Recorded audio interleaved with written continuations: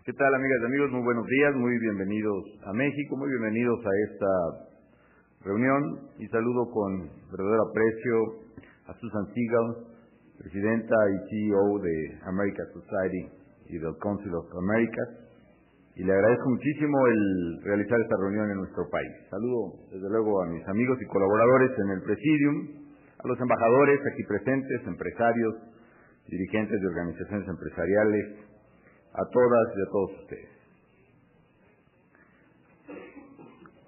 Bueno, agradezco desde luego esta invitación y que me da una oportunidad singular, pienso yo, de platicar con ustedes cómo vemos las cosas, particularmente en el ambiente económico para nuestro país.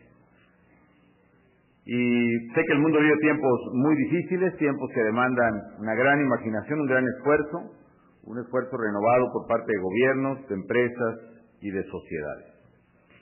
Y me voy a apartar un poco de mis notas para mejor entrar directamente a los puntos que sé que inquietan o preocupan, dada la enorme distorsión que hay acerca de la realidad de México fuera de nuestras fronteras. En primer lugar, déjenme explicar claramente cuál es el tema, en que agradezco mucho a Susan sus referencias, referido a la legalidad y al crimen organizado en México. El Gobierno de México tiene un fuerte, firme, determinado compromiso con la legalidad.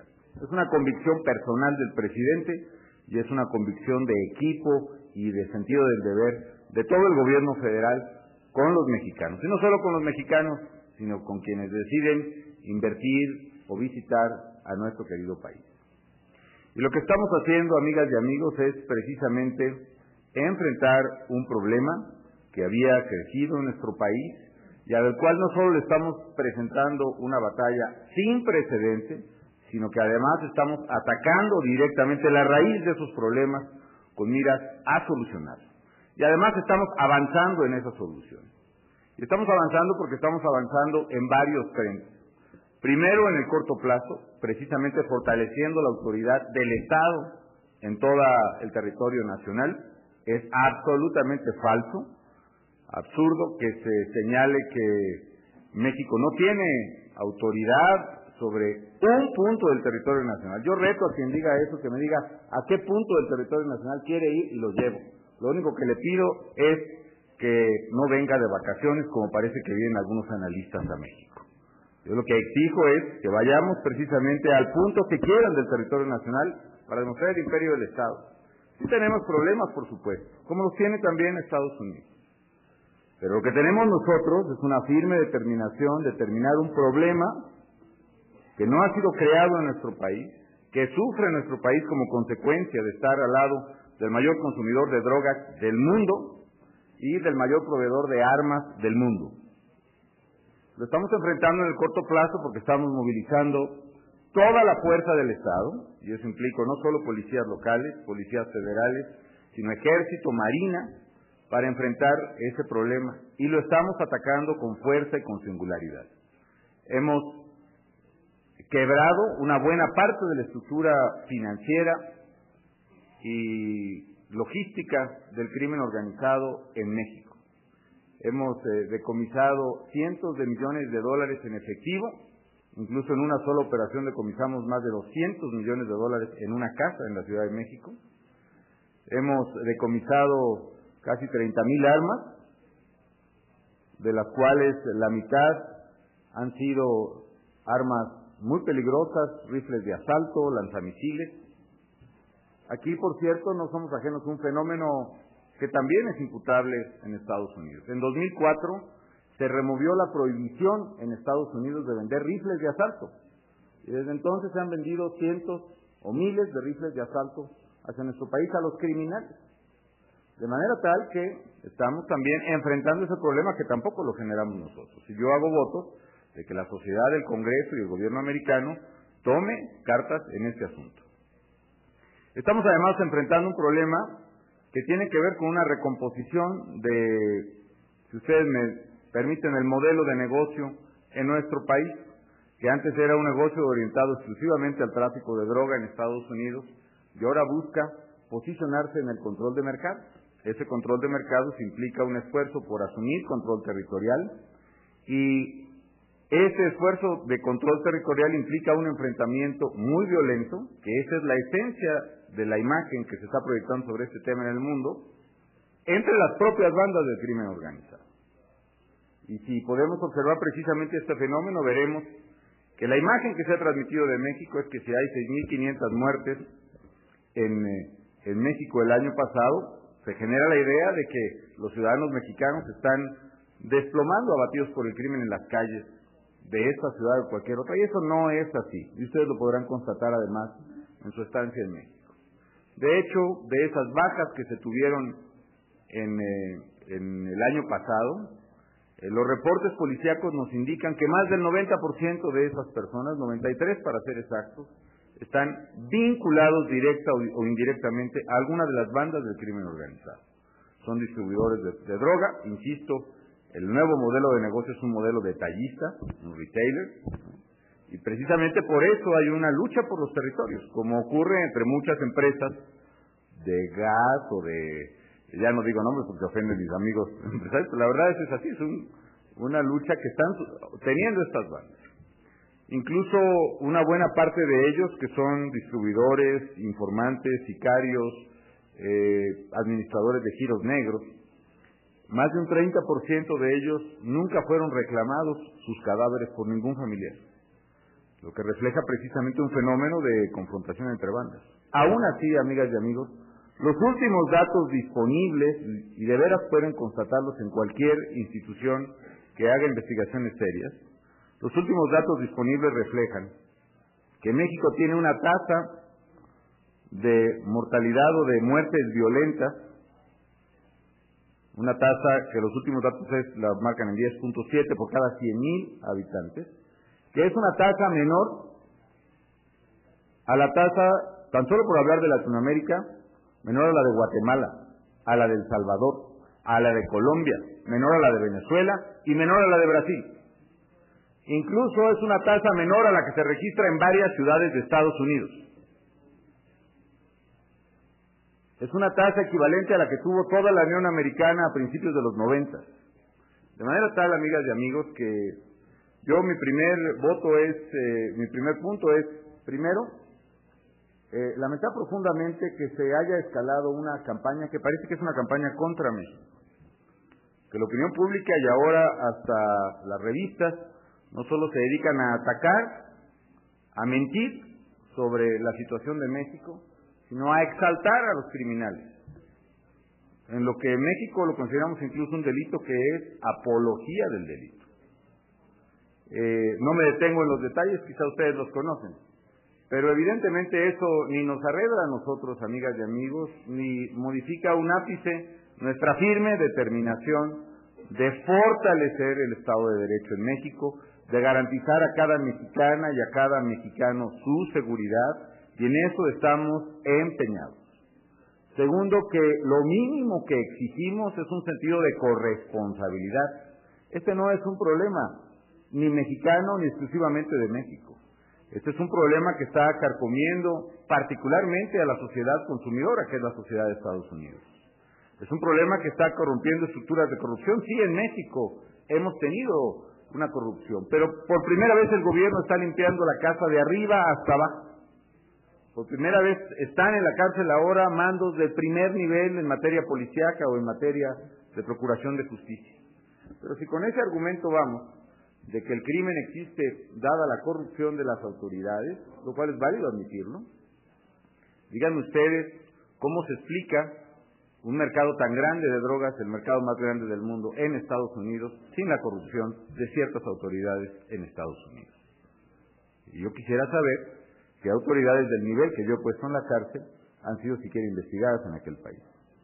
De manera tal, amigas y amigos, que sí, efectivamente, estamos haciendo un esfuerzo conjunto. Yo aprecio además las expresiones de solidaridad. Hoy vienen unas declaraciones que yo reconozco y valoro en toda su mención del presidente Obama, y precisamente siguiendo su liderazgo estoy convencido de que vamos a trabajar mejor que nunca en esta materia, uno de los tantos retos binacionales que tenemos en materia de crimen organizado. El crimen organizado ataca a los dos lados de la frontera, daña a familias americanas y mexicanas. El crimen organizado es un desafío común que el presidente Obama y yo vamos a enfrentar en común.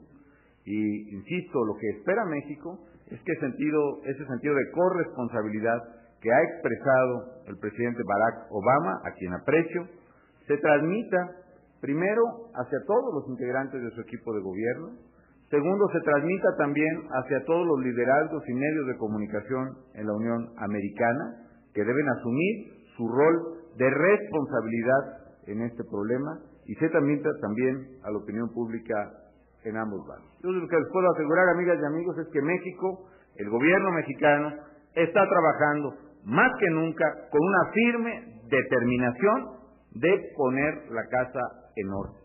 Así que si ustedes ven polvo saliendo por las ventanas, no se preocupen, es que estamos precisamente limpiando la casa y no descansaremos hasta ver a un México libre, un México seguro, un México donde nuestras familias puedan vivir en paz y nuestros hijos puedan ir tranquilamente a la escuela y jugar en la calle. Y si hay algún activo que tiene México ahora, más que un pasivo, es este activo en materia de Estado de Derecho y de seguridad. Y el activo es que hay un gobierno firmemente determinado y con la fuerza suficiente para derrotar a la criminalidad y con una sociedad que lo apoya además ampliamente. Y ahora me refiero al tema económico. Evidentemente que la percepción que hay también acerca de este escenario económico mundial de desánimo, de desastre, pues toca también a México por su cercanía otra vez con Estados Unidos. Probablemente para muchos estamos demasiado cerca del epicentro del terremoto y en cierto sentido hay algo de razón. Evidentemente hay cosas que están fuera del alcance del país. No está en manos de México, por ejemplo, el poder resolver la enorme contracción crediticia que sufrieron los Estados Unidos. Yo citaba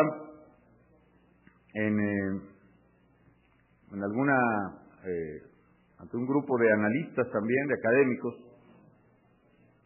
a Carlos Díaz Alejandro, un economista chileno, que hizo un análisis muy bueno, por cierto, de la crisis bancaria que sufrieron las economías sudamericanas, particularmente del Cono Sur, a fines de los 70, principios de los 80.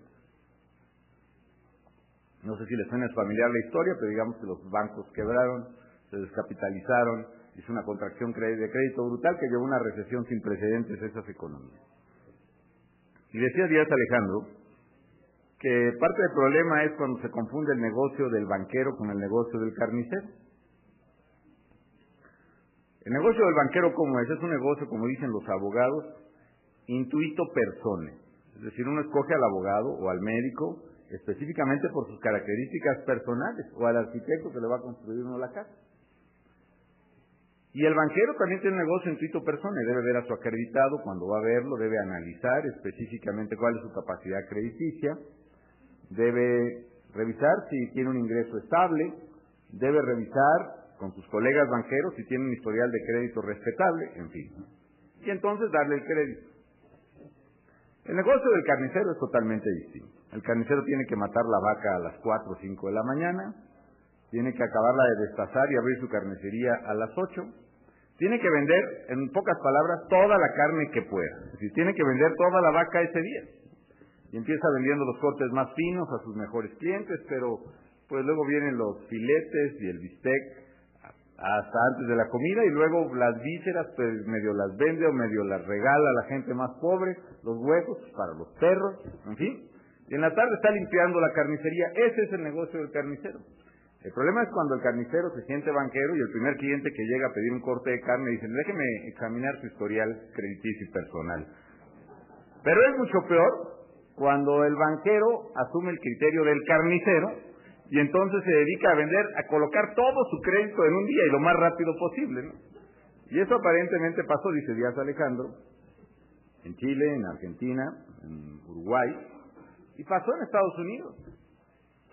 El promedio de tarjetas de crédito por cliente bancario en California, creo que son 10 tarjetas de crédito por cliente bancario. Llegaban por correo, se ofrecían en las esquinas, en los supermercados.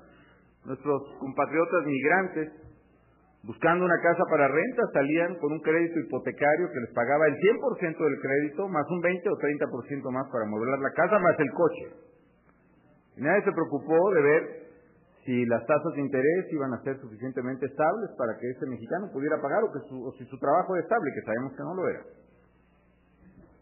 Y se hizo por un problema terrible de moral hazard, que el banquero dejó de ser el responsable del crédito porque los mecanismos financieros hicieron posible que ese crédito se pudiera envolver y empacar y trasladar ad infinitum, perdiendo toda responsabilidad colectiva. Cuando hubo que financiar la guerra con Irak, en que el gobierno del presidente Bush tuvo que elevar terriblemente el déficit norteamericano, las tasas de interés subieron para financiar ese déficit y quebraron los clientes bancarios. Eso no hay ninguna novedad, en las quiebras bancarias se han repetido así en gran parte del mundo, en Sudamérica, en México, en Asia y ahora en Estados Unidos.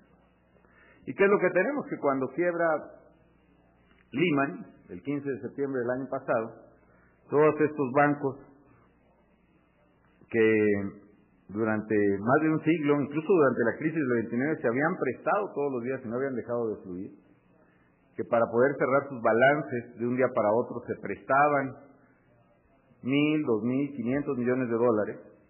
De repente ahí en Wall Street dice uno, oye, pues, caray, quebró Lehman, que era impensable que quebrara, y que la dejaran quebrar. ¿Quién me dice que mi vecino, que me ha pedido, o yo le he pedido durante 100 años, todos los días 100 o 1,000 millones de dólares para cerrar, me está pidiendo hoy 5,000 millones de dólares, y a lo mejor es el próximo muerto de la cuadra, ¿no? Y se paró el crédito. Y el crédito es, como su nombre lo indica, el acto, la acción y efecto de creer en algo o en alguien. La gente dejó de creer, se generó un gran problema psicológico y se vino abajo la estructura crediticia en Estados Unidos.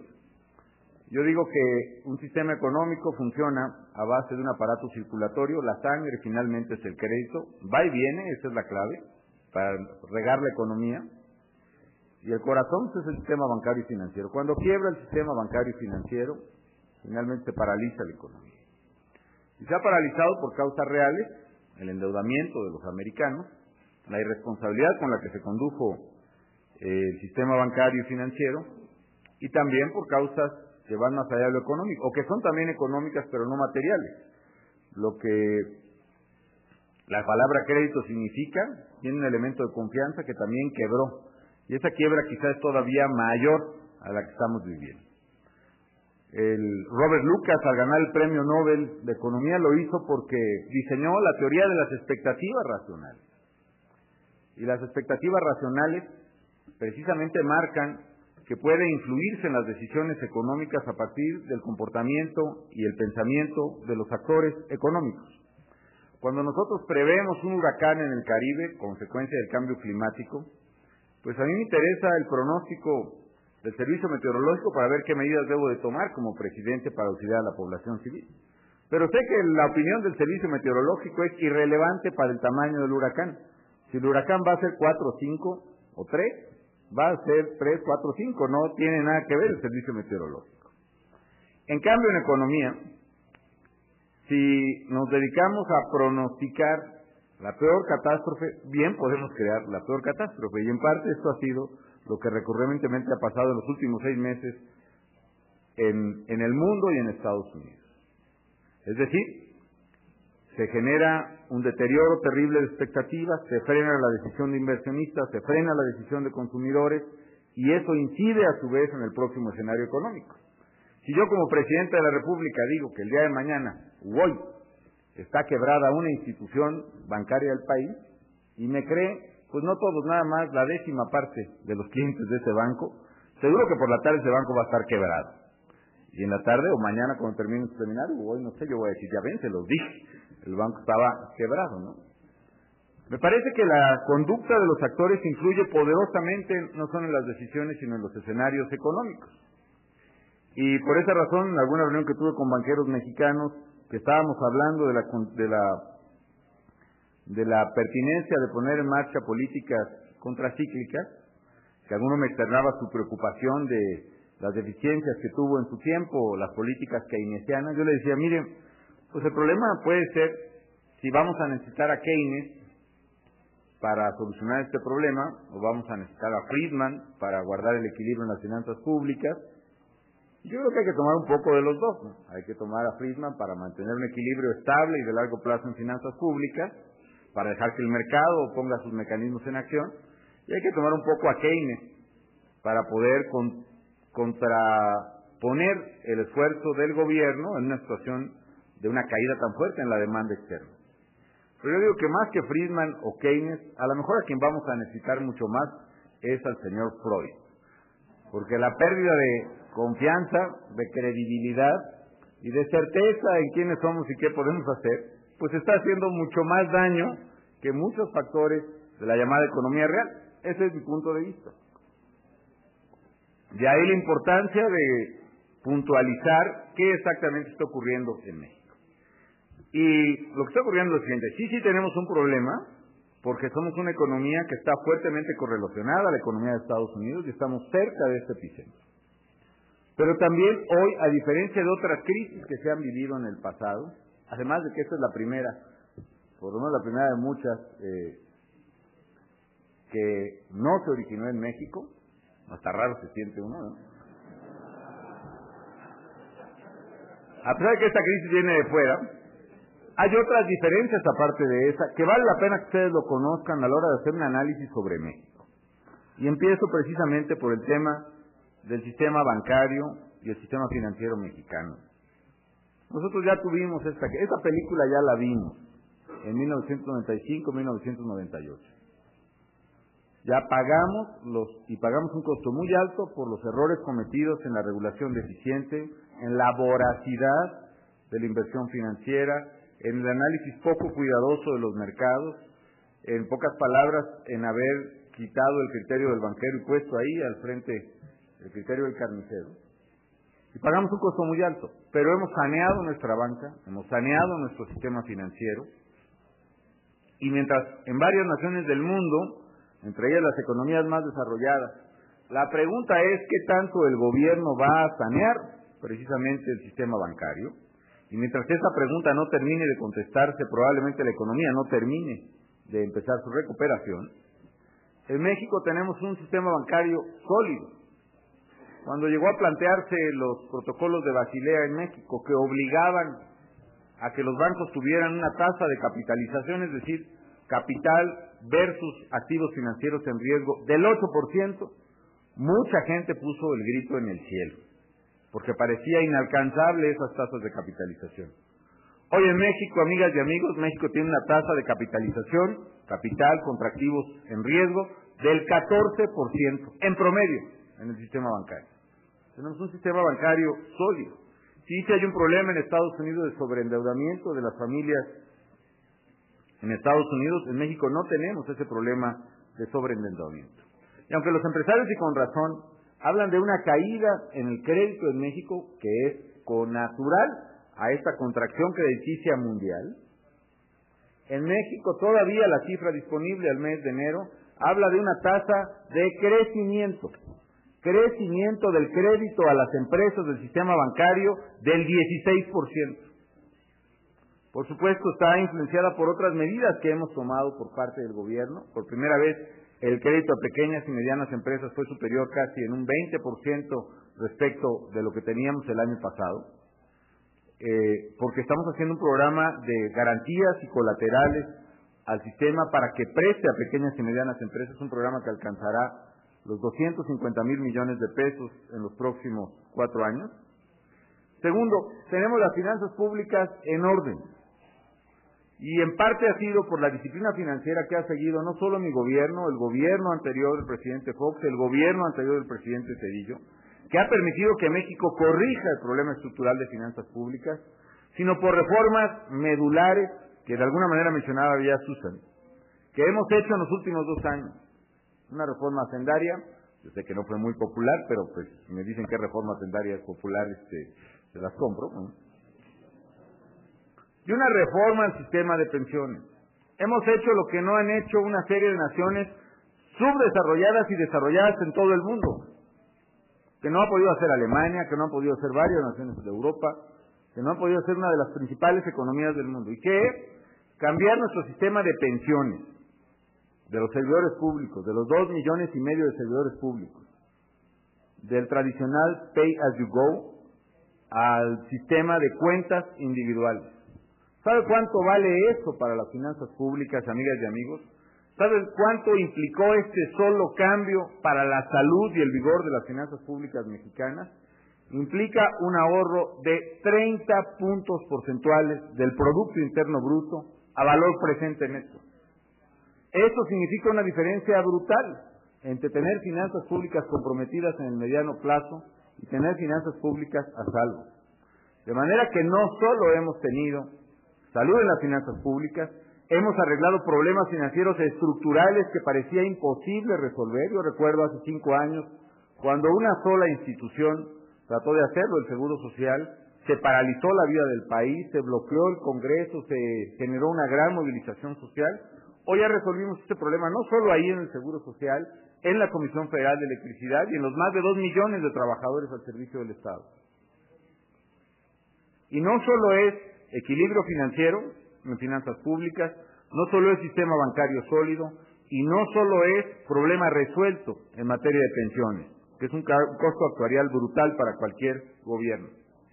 Es también políticas atinadas en el manejo de variables macroeconómicas. Por ejemplo, el hecho de que la Secretaría de Hacienda, cuando el barril de petróleo costaba $125, haya comprado coberturas, yo por eso digo que no todos los derivados han sido malos, ¿no?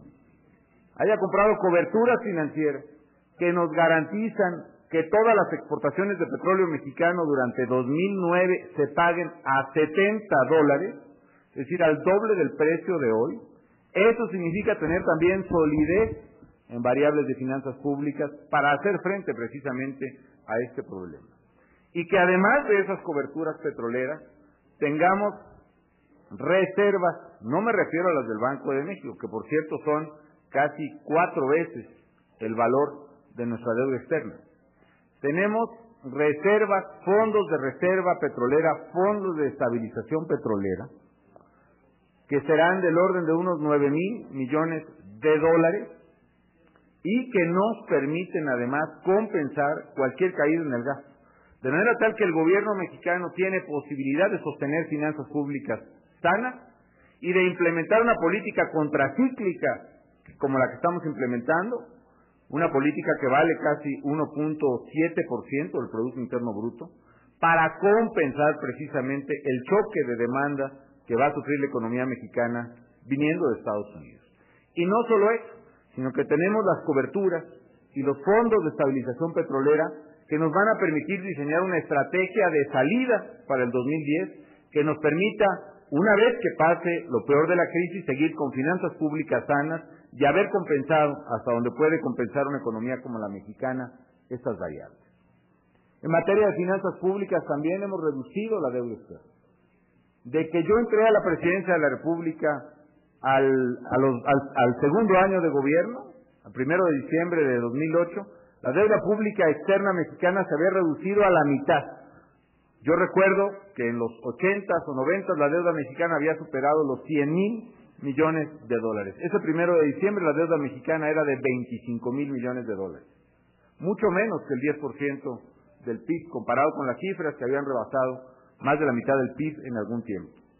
De manera tal, amigas y amigos, que sí tenemos problemas, pero también tenemos fortaleza en la economía mexicana con la cual estamos haciendo frente a esta situación y que nos ha permitido tener un programa, por primera vez un programa contracíclico, un programa que implica, por ejemplo, la mayor inversión en infraestructura en la historia del país. El promedio de la inversión en infraestructura en México en los 10 años previos a mi gobierno había sido menos del 2% del PIB. El año pasado alcanzamos casi el 5% del Producto Interno Bruto de inversión en infraestructura y queremos replicarlo este año. Para ampliar el canal de Panamá, por ejemplo, esta obra tan vistosa, que tomará varios años, se gastarán unos $50,000 millones, nosotros tan solo este año vamos a proveer inversión pública y privada por casi $40,000 millones en este año. Y eso que el tipo de cambio ya no me ayuda mucho a hacer la comparación, pero aún así. Es decir, es un esfuerzo enorme. Y hablando también, amigas y amigos, de infraestructura, seguimos transformando la estructura competitiva del país. El propio tipo de cambio, esta depreciación, esta flight to quality que se ha presentado, no en México, sino en todo el mundo, de buscar una moneda de reserva, los dólares, y es comprensible porque al final de cuentas el dólar sigue siendo la moneda de pago mundial, donde el propio endeudado es el que la fabrica, ¿no? Entonces tiene su ventaja. Sin embargo, esta propia variación cambiaria, amigos, también genera un elemento de competitividad importante para la economía mexicana. Es cierto, puede generarlo para todas las economías que han tenido depreciaciones en mayor o menor medida, pero créanme, aún con la recesión americana, lo genera mucho más para la única economía emergente que tiene 3,000 kilómetros de frontera con la economía que todavía es la más grande en el mundo y que precisamente tiene una economía de dólares. Es decir, se abren nichos de competitividad muy importantes para México. Y incluso, si el propio tipo de cambio se ajusta como una expectativa para poder cerrar las brechas de cuenta corriente de todos los países, derivados precisamente de la caída del comercio mundial y de las exportaciones mundiales, México ni siquiera tiene ese problema. El déficit en cuenta corriente de México es de 1.4% de su PIB, es decir, es un déficit perfectamente manejable. De manera tal, amigas y amigos de America Society, participantes en este evento del Council of the Americas, yo quiero agradecerles mucho esta oportunidad de poder platicar con ustedes. Y resumiendo lo que he comentado, abordando directamente los problemas que tenemos en México, ustedes pueden quedarse con esta tranquilidad. Primero, que en el frente de la seguridad pública y el Estado de Derecho, no solo estamos haciendo frente al problema, sino que le estamos haciendo frente con las medidas adecuadas en el corto, en el mediano y en el largo plazo. En el corto plazo estamos fortaleciendo la autoridad del Estado en aquellos lugares donde se ha visto debilitada o vulnerada en regiones o municipios o gobiernos locales por la acción del crimen, que estamos empleando toda la fuerza del Estado para ello.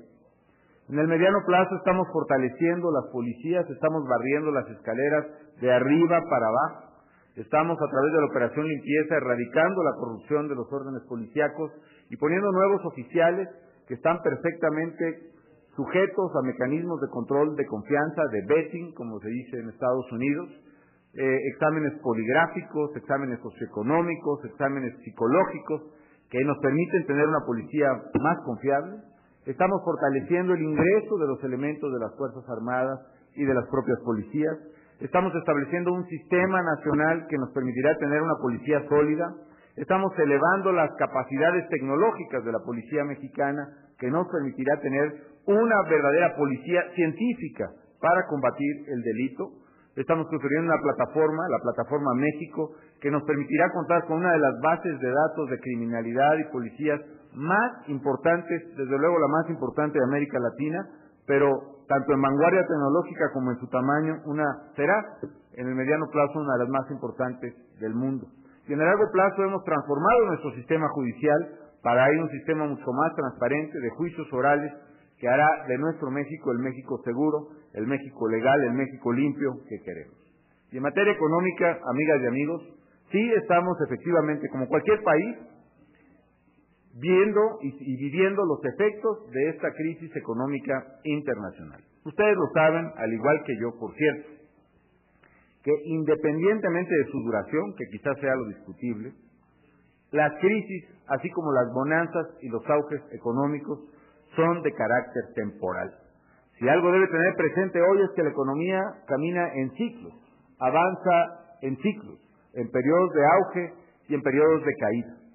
Y evidentemente, lo que queda a un país como México, y eso es lo que yo he dicho insistentemente a los mexicanos, no es tanto el preocuparnos de qué tan profunda o cuántas décimas más o menos tendrá esta recesión económica, que lo es. Lo importante, más que preocuparnos de ello, es ocuparnos qué podemos hacer para hacerle frente y mitigar los efectos de esta crisis.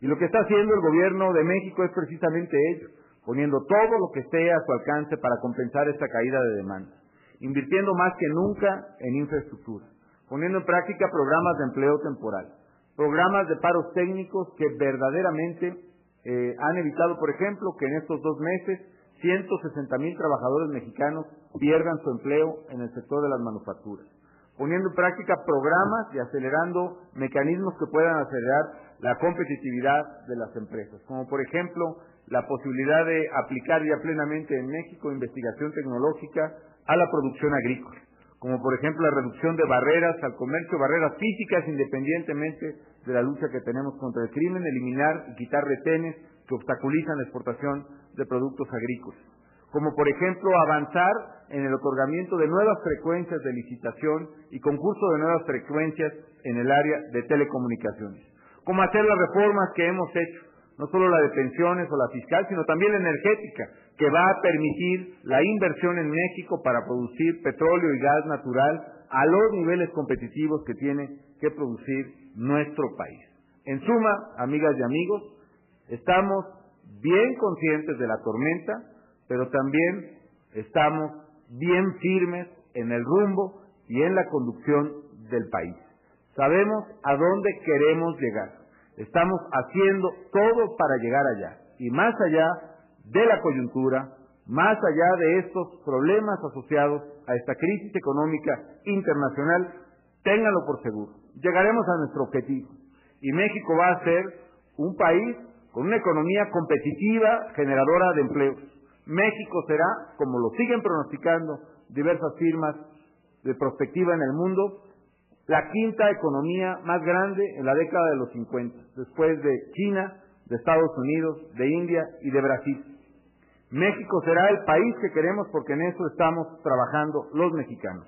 Y esta no solo es una buena noticia para los mexicanos, también es una buena noticia para la inversión, porque parte de nuestra estrategia se cifra en hacer de México uno de los mejores lugares para invertir, porque sabemos de las potencialidades de nuestra economía, de nuestra gente, de nuestros recursos naturales, de nuestra privilegiada posición geográfica, porque sabemos que México tiene todo para ser esa nación grande que está llamada a ser. Ustedes pueden estar tranquilos y seguros que lo alcanzaremos, y si es con la comprensión y sobre todo con el análisis objetivo y veraz de lo que pasa en México, llegaremos mucho más pronto y estaremos mucho mejor. Pues muchísimas gracias por su invitación.